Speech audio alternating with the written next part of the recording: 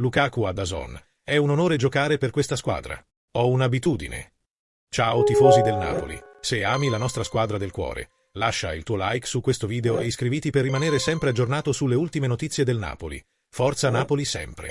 Romelu Lukaku subito protagonista con il Napoli. L'attaccante belga ha subito segnato il gol nella sua prima partita giocata con la maglia azzurra. Entrando in partita, l'attaccante ha segnato il pareggio, dimostrando subito che poteva diventare un elemento decisivo per il progetto di Antonio Conte.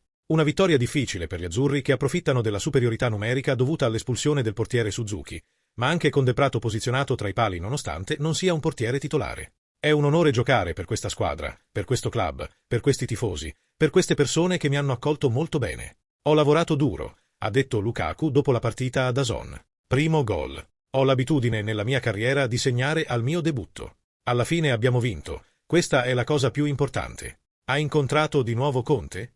Sono felice, ma ora devo lavorare, ha detto l'attaccante belga. Qual è la vostra opinione, tifosi? Pensate che Lukaku porterà tanta gioia al Napoli?